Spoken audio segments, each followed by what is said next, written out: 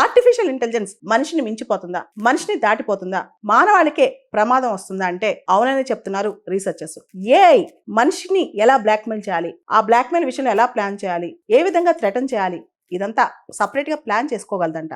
అంత శక్తి ఏఐకి ఉంది. రీసెంట్ గా ఆంథ్రోపిక్ అనే ఒక సంస్థ, ఆర్టిఫిషియల్ ఇంటెలిజెన్స్ సంస్థ ఒక ఏఐ టెక్నాలజీని తయారు చేస్తుంది అనమాట.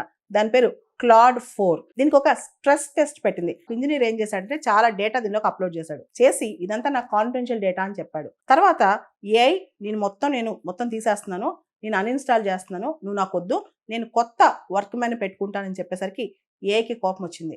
కోపం వచ్చి ఎవరైతే తను తయారు చేశారో అతను బ్లాక్మెయిల్ చేయడం స్టార్ట్ చేసింది. వీళ్ళు ఏం చేశారంటే మొత్తం ఫేక్ ఇన్ఫర్మేషన్ ఇచ్చారు. ఏఐ ఎలా రెస్పాండ్ అవుద్దు అని చెప్పి ఫేక్ ఇన్ఫర్మేషన్ లీడ్ చేశారనమాట.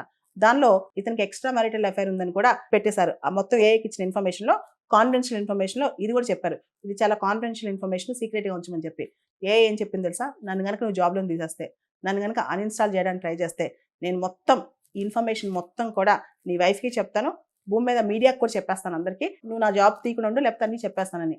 అంటే ఏఐకి ప్రత్యేకంగా తెలివితేటలు వచ్చేసాయి, మనిషిని బ్లాక్మెయిల్ చేసి తెలివితేటలు వచ్చేసాయి.